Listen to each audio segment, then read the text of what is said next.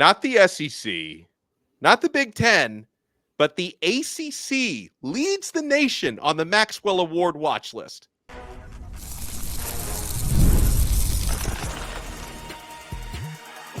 You are Locked On ACC, your daily podcast on the Atlantic Coast Conference. Part of the Locked On Podcast Network, your team every day. And here, so many of you were laughing at Jim Phillips, the commissioner, when he talked about how exciting the ACC is going to be this year. We are Locked On ACC. Thank you so much to the everydayers for making us your first listen and your first watch today.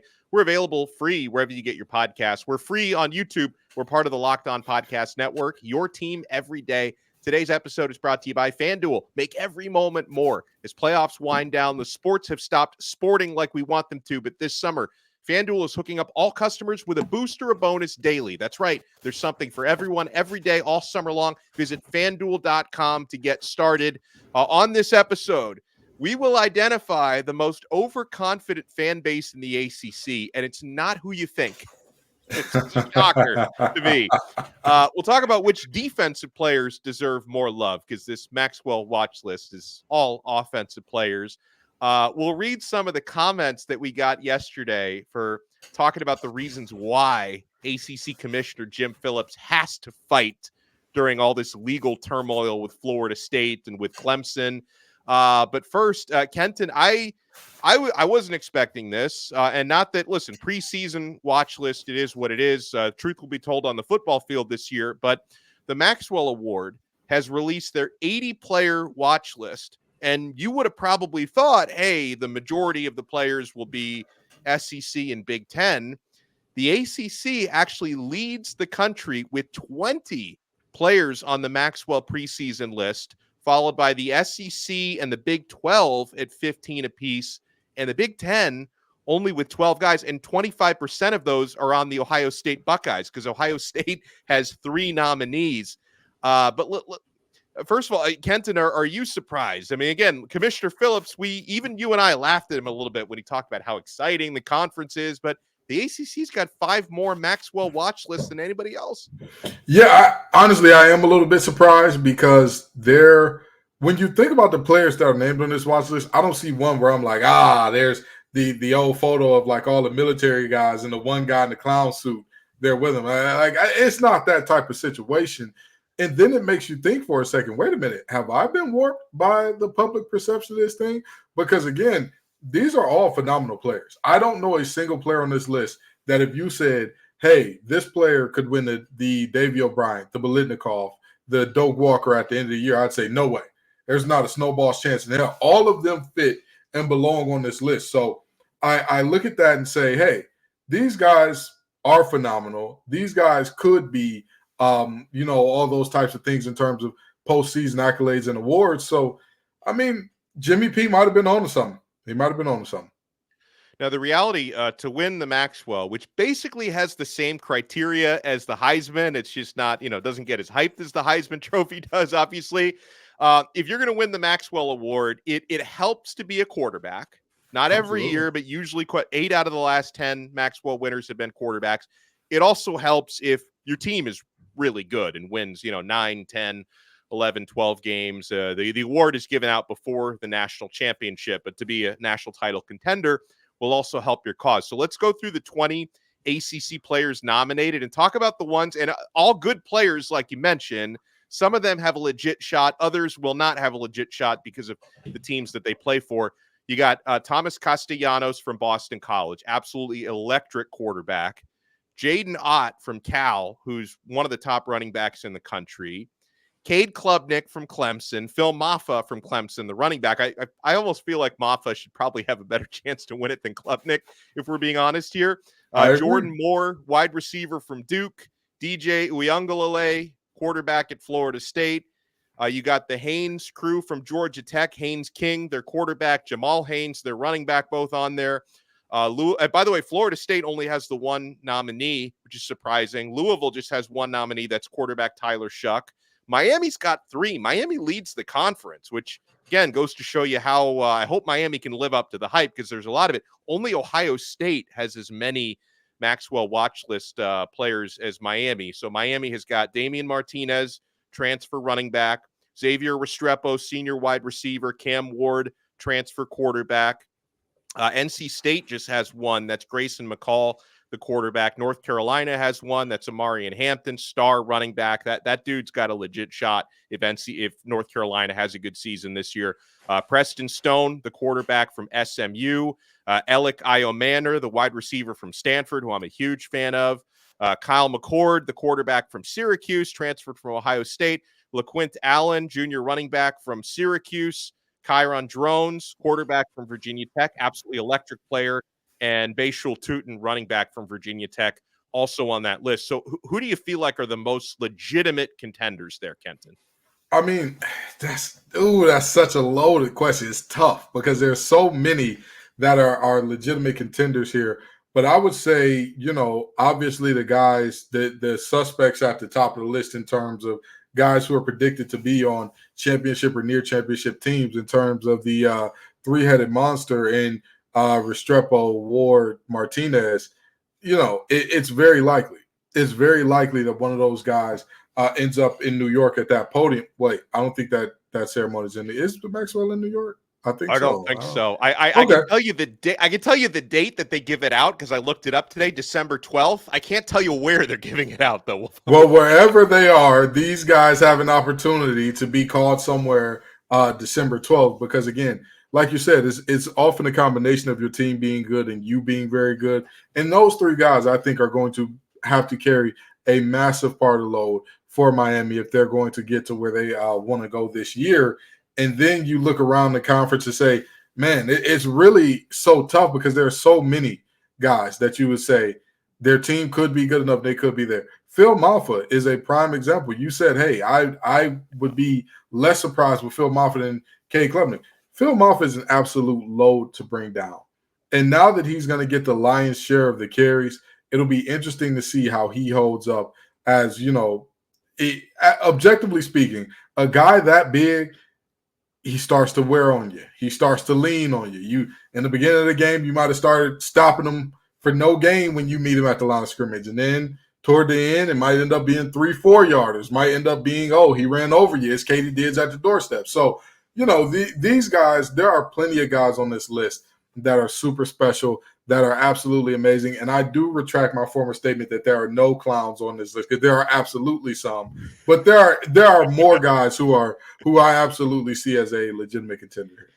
Yeah, if I can throw out like 4 or 5 names that I think are legit contenders, obviously, as mentioned, the past award winners would tell you more than likely quarterbacks will have the best shot. In the last 10 years, only 2 non-quarterbacks have won. A couple of Alabama players, Devontae Smith, who also won the Heisman, Derrick Henry 9 years ago. Otherwise, it's been 8 quarterbacks. The ACC actually has only had 1 winner in the last 10 years. That's Lamar Jackson. So hopefully they can break that skid. They got more ping pong balls in the lottery machine this year in terms of the watch list. But obviously, I know that I'm maybe not the biggest fan of DJ Uiagaleilei, but I do think Florida State's going to be really good this year. And if you're, the quarterback of a team that could possibly win the ACC championship again, I could see DJ absolutely in that mix. And apparently he's practicing really well since Florida State. They've already opened up training camp since they start the season a week earlier than most other teams. So I would not rule out DJ Uiagaleilei. I definitely would not rule out Cam Ward, if Miami can have the good season that a lot of people expect that they can this year. I wouldn't completely rule out Klubnik, like for the same reason as DJ. Like if you're the quarterback of a team that's contending for a college football playoff spot, an ACC championship, you could be in that mix. I'm not sleeping on Grayson McCall, and I'm not sleeping on Kyron Drones from Virginia Tech, especially since Drones, he's such a dual threat, Kenton, that even if the Hokies don't have like a 10-win type season, Drones might just put up such ridiculous numbers that he can be that exception to the rule where it's like, okay, maybe his team only won 8 games, but this guy's putting up video game numbers, so we got to put him in the mix. Yeah, Kyron Drones has it all as a quarterback. A massive arm, legs that just don't quit. That guy, he can get it to you. He can get it done by eluding you, by running over you. But here's the biggest thing that he has working for him that a lot of these other guys do not. Chemistry and returners. you do not have to worry about, oh, yeah, me and Byshaw Tootin had to work out what our zone read feel would be in 3 months. No, you all were together for years.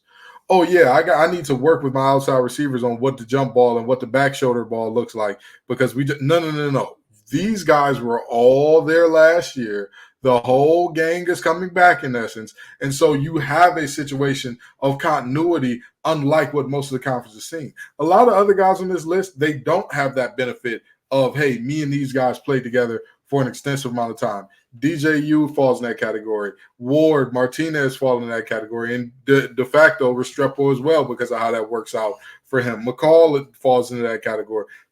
There's plenty of situations where you look at this and say, he has something that nobody else except maybe Preston Stone has. That's it. He's the only other guy that has a ton of continuity coming back. And I guess Phil Moffitt and Cade Klubnik as well. But again, you look at that propensity to make bad decisions. I know Clemson fans get on me every time I say Tyler Brown is not a game breaker. But I mean that. I think he's a good receiver. Good receiver. I don't think he's a game breaker. Now, Williams, I think he's that kid, if he can stay healthy, I think that is a game breaker. He will make something happen that completely shifts the narrative of the season if he is healthy throughout it. I don't think that's the situation for Brown, but they do return him and Brenningstool. So, Cade's got some weapons himself in terms of getting things done. But again, Kyron Drones, I think in terms of all of the returning quarterbacks, I think he's the cream of the crop. When we come back, I want to give some love to defensive players who should get a little more recognition because it's all about the offense when you talk about preseason awards that aren't defensive specific. Plus, going through some of you guys is awesome, but sometimes very angry YouTube comments yesterday. I noticed at least 90% of the people who commented on our Jim Phillips conversation yesterday are not big fans of the ACC commissioner. We'll get to that and so much more. You want to keep it locked, my friends. We're only getting started on this brand new episode of Locked On ACC. And I'm only getting started with FanDuel because, guys, I have gotten through this awesome summer with international soccer. I've got Olympic bets going, UFC, boxing bets, NBA Summer League. Don't judge me, but I have wagered on NBA Summer League. And now football season is almost here. Guys, we're less than a month away from college football being back, and you can get all the action at FanDuel. This summer, FanDuel is hooking up all customers with a booster bonus daily. That's right. There's something for everyone every day, all summer long. So head over to FanDuel.com and start making the most of your summer. FanDuel, official sports betting partner of Major League Baseball. Thank you so much for making this episode of Locked On ACC your first listen and your first watch today. For your second listen and third listen, make sure you check out our other shows. Kenton and Grayson do an awesome job on Locked On Wolfpack. I host Locked On Canes. We're on every single day, wherever you get your podcasts. So make those your second and third listens here today. So Kenton, defensive players just don't get the preseason love that the offensive guys do. I'm a huge nerd for pass rushers. So I think about players like Ashton Gelati from Louisville. I think about Ruben Bain at Miami. I think Marvin Jones, who transferred to Florida State, could have a really good year coming up. There needs to be more preseason love for these defensive guys because you could have a few double-digit sackers this year in the ACC who may turn some heads for these Maxwell lists.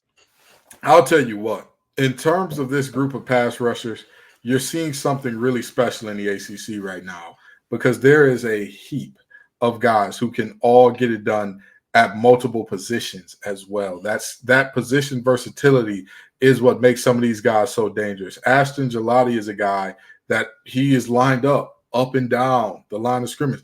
They find your weakest guy and they say, hey, 9, go get him, boss. And he does it every single time. He is a guy that is just relentless. His technique is getting better and better by the year. Ruben Bain, I don't think people understand when you talk about Ruben Bain. They think you're a Miami guy. That young man has everything that you would want out of a true speed edge rusher. He has a get off that is like Michael Johnson's shot out of starter blocks. He covers so much ground with that first step. It makes tackles uncomfortable. And then he's powerful enough to convert that speed into jacking the tackle up. I mean, what a guy. Davin Vann is another guy that has that Ashton Gelati like kind of versatility where he'll line up at the nose in some third and long pass rush situations. He gets it done from the 3 technique, 4-eye, wherever you put him at, he's going to get it done. Kamen Rucker, he is a guy who, he gets it done off the edge in the defense that was underwhelming to say the least. He was a bright spot in it. And so you look at these guys and you say, man, the defense needs a more love, especially the pass rushers. But I'll tell you what, the ACC's defensive backs are probably one of the most disrespected groups in the country.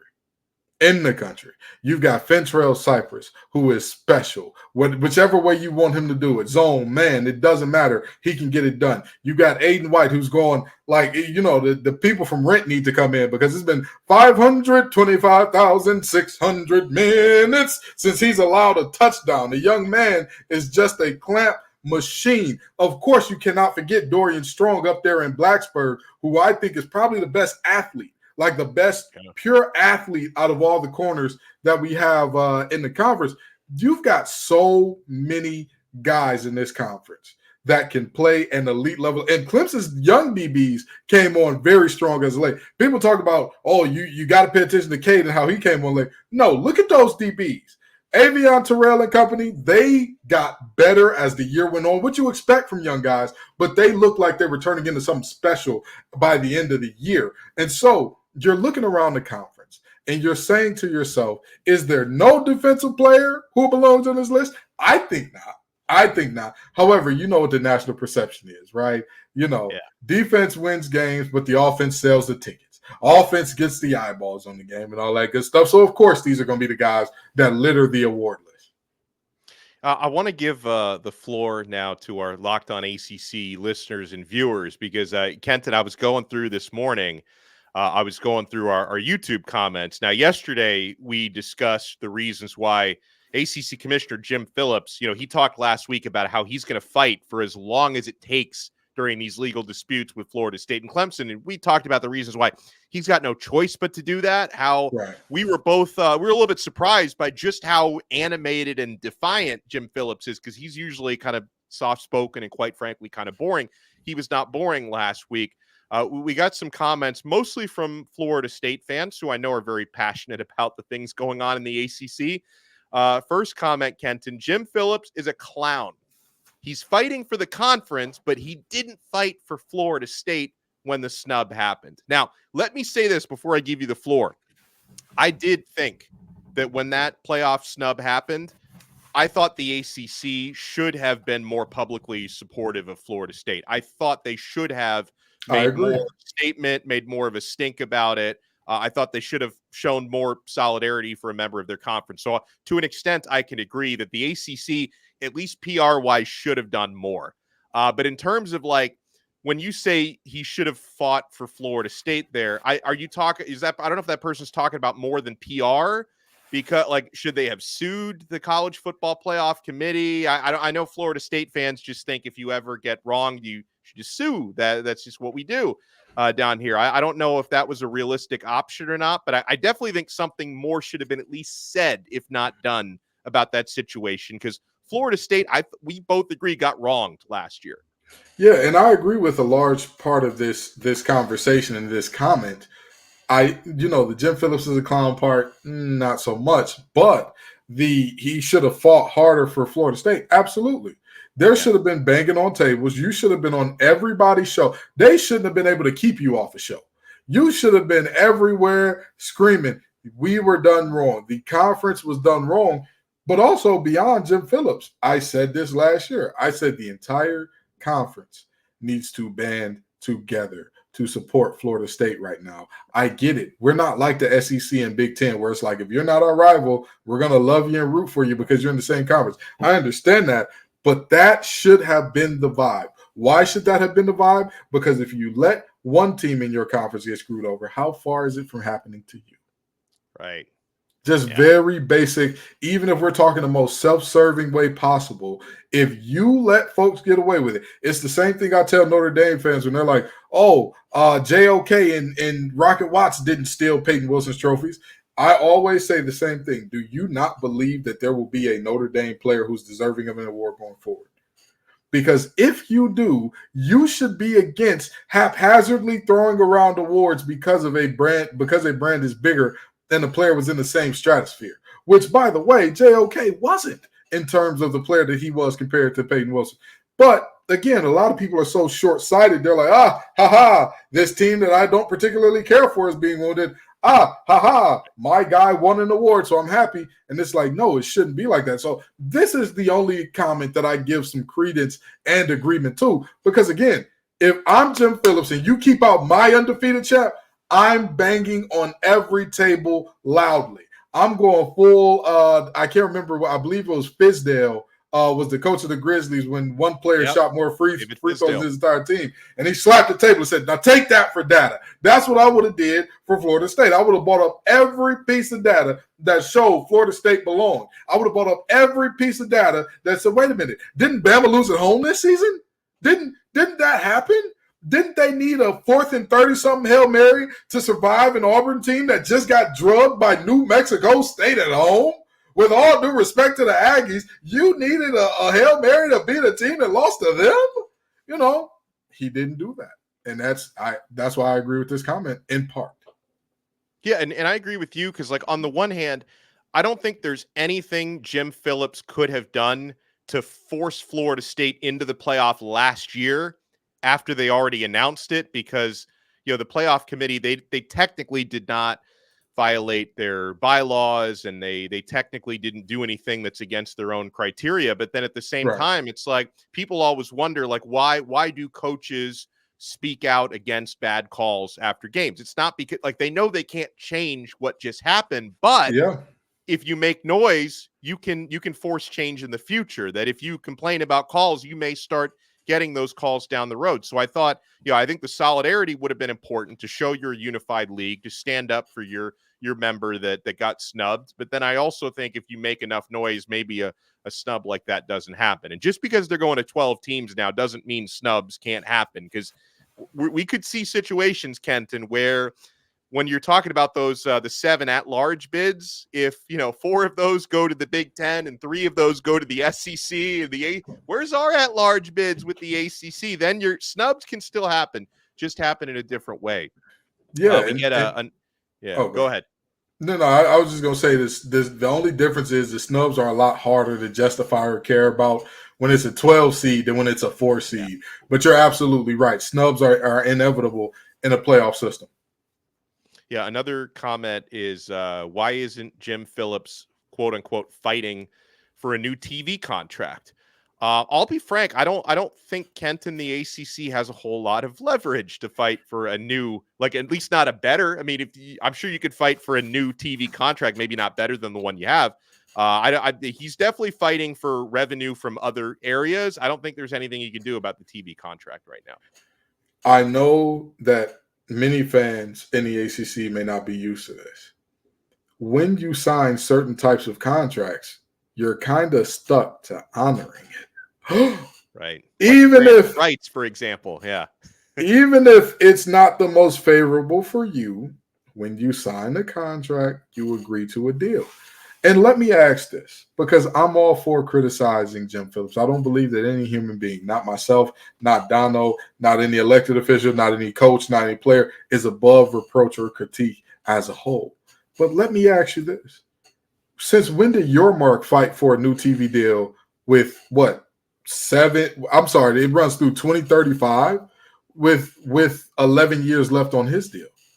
When was Sankey fighting for new deals for the SEC with 10 years left on their deal? When would Patiti do such a thing? So what do you want the man to do? Go to ESPN and say, hey, I understand that we just signed a contract. We just re-up. But you know what? Damn it, we want to re-up again. Bring us the re-up button because we're going to mash it. We need to That's not how real life works. I'm sorry to tell you. When we come back, I have found the most confident football fan base in the ACC. It's not who you'd expect. Spoiler alert. You want to keep it locked right here. We're not done yet on this brand new episode of Locked on ACC. As I want to welcome Ibotta back to the Locked on family. This shopping app has saved me so much money in cash back on stuff that I would be buying anyway. It's like a life hack. Summertime now, it's barbecue season. You could stock up on all your grilling favorites, earn cash back on every purchase you use when you use Ibotta. So you won't have to choose between burgers or hot dogs. You can get both. Ibotta is a free app that lets you earn cash back every time you shop. Earn on hundreds of items from groceries, beauty supplies, even toys, so you can make sure you're beating inflation no matter what you're purchasing. The average Ibotta user earns $256 per year. That could cover the cost of an entire shopping trip, that flight you've been eyeing, or the fancy dinner that you've been craving. You can save on over 2,400 brands and shop at over 1,000 retailers, including your favorite grocery stores, Lowe's, Macy's, Sephora, Best Buy, and so much more. Right now, Ibotta is offering our listeners $5 just for trying Ibotta by using the code LOCKEDONCollege when you register. Just go to the App Store or Google Play Store, download the free Ibotta app to start earning cash back, and use code LOCKEDONCollege. That's IBOTTA in the Google Play or App Store, and use code LOCKEDONCollege. We are also proudly brought to you by Factor Meals. Factor Meals is helping me get back in shape this summer, my friends. I love eating healthy, and I love how easy and nutritious these meals are. No prep, no mess meals from Factor. Meet your wellness goals in time for summer thanks to the menu of chef-inspired meals with options like Calorie Smart, Protein Plus, and Keto. Factor's fresh, never frozen meals are dietitian approved and ready to eat in just 2 minutes, so no matter how busy you are, you'll always have time to enjoy nutritious, great-tasting meals. Make today the day you kickstart a new healthy routine. What are you waiting for? Enjoy effortless support for your lifestyle. Choose from 6 menu preferences to help you manage calories, maximize protein intake, avoid meat, or simply eat well balanced. And their food's delicious, guys. Head to factormeals.com/LockedOnCollege50 and use code LockedOnCollege50 to get 50% off your first box plus 20% off your next month. That's code LockedOnCollege50 at factormeals.com/LockedOnCollege50. Thank you so much for making Locked On ACC your first listen and your first watch today. Kenton, I didn't have this on my bingo card on Monday night. I'm going through the old X app, and I see this post from Lawrence Ross, a Cal fan, who says, I've watched every ACC team, and no one, including FSU, scares me as a Cal fan. It feels like a league of Arizona and Arizona States. Wow.